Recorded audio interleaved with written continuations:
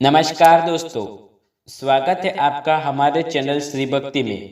क्षीर सागर मंथन के समय राक्षस देवताओं का मजाक उड़ाते रहे और अपना पूरा भुज बल दर्शाते हुए सर्पराज को खींचते रहे। देवताओं ने अपने बल का पूरा प्रयोग किया। उनके खींचने के इस प्रक्रिया में वासुकी महासर्प ने विष उगल दिया। वह विष ज्वालाएं बिखेरने लगा। इन ज्वालाओं में कितने ही राक्षस जल गए। लग रहा था कि इस हलाहल में पूरे लोक ध्वस्त हो जाएगा। उसी समय मंदर पर्वत भी समुद्र के अंदर डूब गया। सबने शिव से प्रार्थना की। शिव ने हलाहल को निगल डाला और उसे कंठ में ही रोककर लोक की रक्षा की। वे गरल कंठ कहलाए गए। विपत्ति टली पर पर्वत डूब गया। देवताओं ने विष्णु से प्रार्थना की। विष्णु ने बड़े कच्छप के रूप में कुमार अवतार लिया और समुद्र में डूबे हुए पर्वत को अपनी पीठ पर ढोते हुए ऊपर ले आए। कच्छप बनकर मंदर पर्वत को ढोते हुए विष्णु ने बड़ी ही सावधानी बरती। पर्वताग्रह पर बैठकर उन्होंने एक पांव से उसे दबाकर रखा, जिससे वह इधर उधर हिले डुले न। साथ ही देवताओं के साथ मिलकर वे समुद्र को मथने का काम करने लगे। यो विष्णु बहुत रूपे में दिखे गए।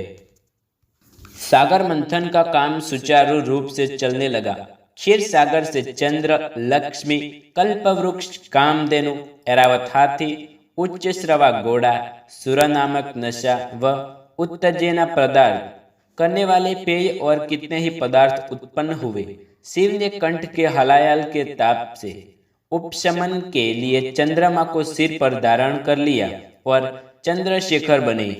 लक्ष्मी देवी ने श्रीवस्त्र कौसमुद मणियों की वैजयंती माला पहनकर विष्णु से विवाह कर लिया। विष्णु लक्ष्मीकांते बने। देवता सुर पीकर सुर बने। अंत में अमृत प्राप्त हुआ। आयुर्वेद के मूल विराट धन्वंतरी के रूप में अमृत कलश लिए अनेक औषधियों को धारण किए विष्णु पर आसीन हो समुद्र से होते हुए प्रकट हुए।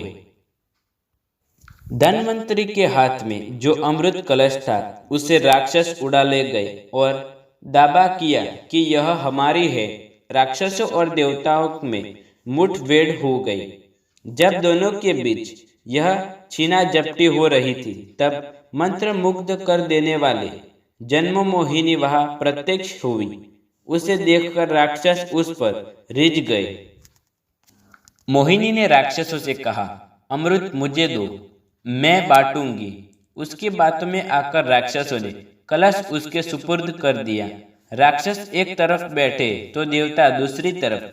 दोनों के बीच में कलश को कमर पर सटाए जन्म मोहिनी नृत्य करने लगी और अमृत बांटने को संध हो गई। निश्चित होकर देवता एकट उसी की तरफ देखने लगे। मदहोश राक्षस मोहिनी के सौंदर्य को देखते हुए तन्मय हो गए। उन्हें अपनी शुद्ध नहीं रही।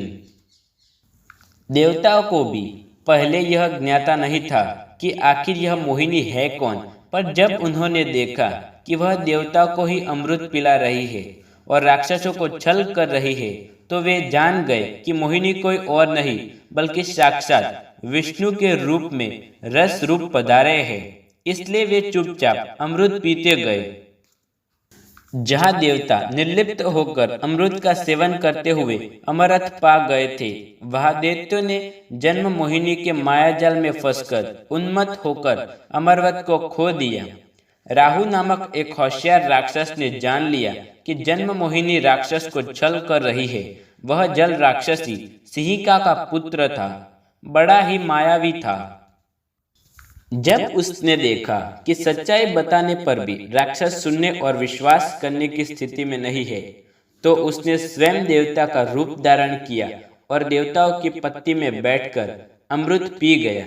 सूर्य चंद्र ने उनकी यह धूर्तता देखी और उन्होंने मंदर पर्वतगार पर आसीन बहुरूपी विष्णु को यह विषय सूचित किया। विष्णु ने अपना चक्र राक्षस को मार डालने भेजा।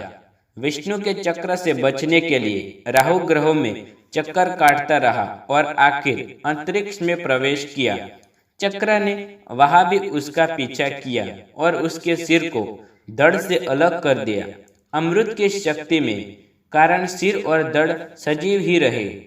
सिर राहु को धड़ केतु के रूप में दो ग्रहों में परिवर्तित हुए और ग्रह राशि में सम्मिलित हो गए। राहु केतु ग्रहों के कारण अब ग्रह 9 हो गए। राहु केतु सूर्य चंद्र पर बहुत क्रोधित थे, क्योंकि उन्हीं के कारण उसकी पोल खुल गई। प्रतिकार की भावना से वे अमावस्या व पूर्णिमा के दिन पूर्व दिनों में उन पर छान लगे और उन्हें पीड़ित करने लगे। यह सूर्य चंद्र ग्रहण बने। पूरा का पूरा अमृत देवताओं को पिलाकर मोहिनी अदृश्य हो गई। राक्षसों को अपनी त्रुटि मालूम हो गई। तब से लेकर वे विष्णु और देवताओं के कट्टर दुश्मन बन गए। अमृत मंथन के दौरान विष्णु ने कुर्मा अवतार, धन्वंतरी का अवतार तथा मोहिनी का अवतार धारण किया। जन्म मोहिनी विश्व मोहिनी मानी गई और सौंदर्य व विलास का प्रतीक बनी। नारद जन्म मोहिनी अवतार की प्रशंसा करते हुए जन्म मोहिनी राग को महित वीणा पर जंकुत करते हुए कैलाश गए। पार्वती ने यह सुनकर नारद से कहा, अधम और नीच राक्षसों को छल मात्र से क्या जन्म मोहिनी कहलाने के योग्य ही जयसिंह है। हाँ माते, किसी को भी आनंद सागर में डूबो देने वाली और अपने सौंदर्य व हाथ भावों से विश्व भर को अपने वश में कर लेने वाली जन्म मोहिनी ही तो है।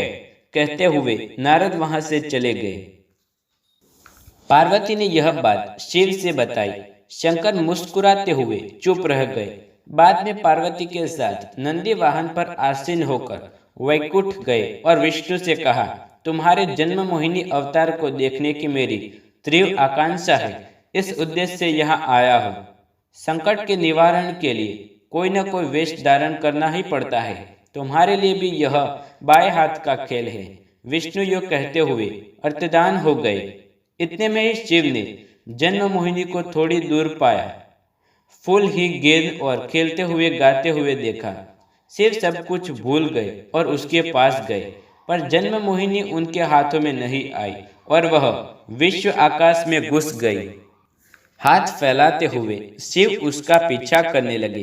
पार्वती स्तंभित होकर यह दृश्य देखती रह गई। शिव मोहिनी के इस लीला विनोद को ब्रह्मा आदि देवता बड़े ही चाव से देखने लगे। नंदी निश्चित होकर देखता रहा। नारद महती वीणा पर शिवरंगी राज को जुकृत करने रहे। आगे आगे जन्म मोहिनी और पीछे पीछे शिव दौड़ते हुए गए और कुछ ही समय में दोनों दिखाई नहीं पड़े। पार्वती कैलाश पर पहुंच गई। जन्म मोहिनी तेज मंडलों से होते हुए शिव को पूरे विश्व में घुमाया और कैलाश पहुंची। शिव को उसे छूने का मन करते हुए जब वह पार्वती के पास जाने लगी, तब शिव ने उसकी कमर पकड़ ली। देखा, आपका पतिदेव कितना नटखट है। कहती हुई भय के मारे वह पार्वती के पास खड़ी हो गई।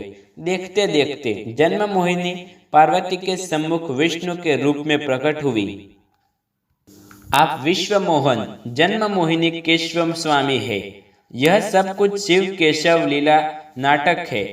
पार्वती ने विष्णु से पूछा। हाँ हाँ, आप ठीक कहा।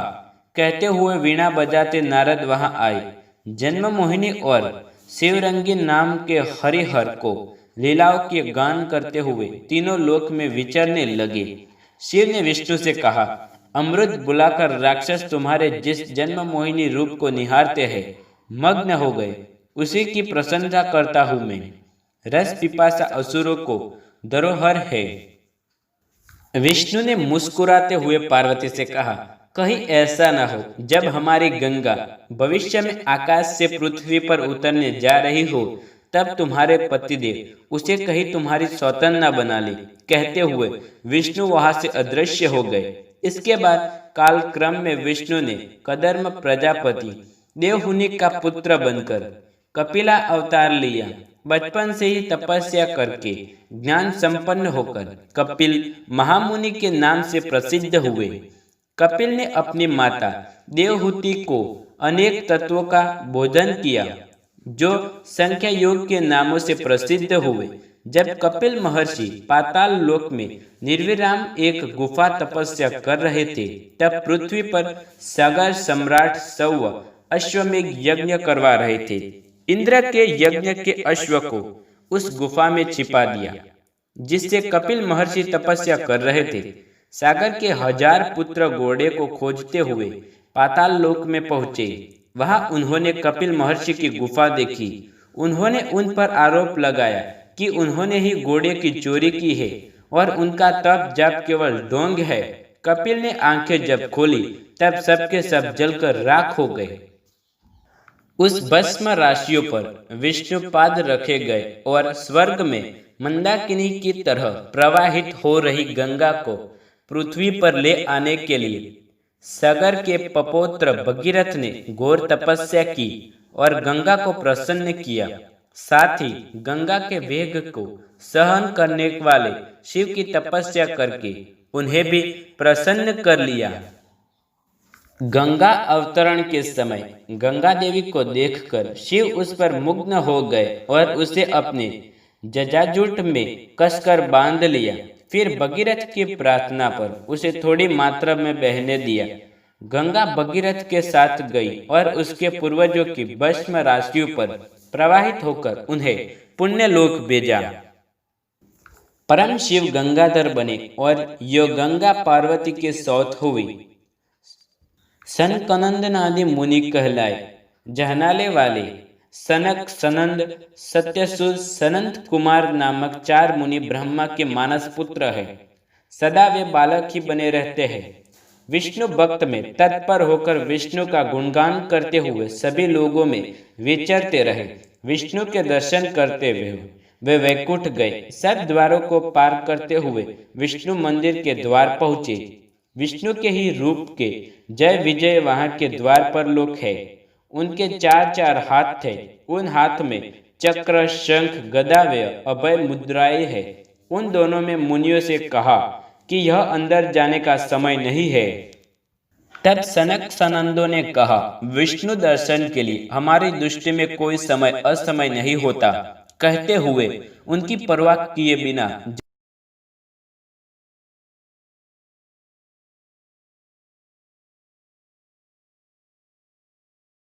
जब वे अंदर जाने को उद्यत हो गए तब द्वापर लोग ने गदाएं उठाकर उन्हें रोका। सनक आदि मुनियों ने उन्हें शाप देते हुए कहा, तुमने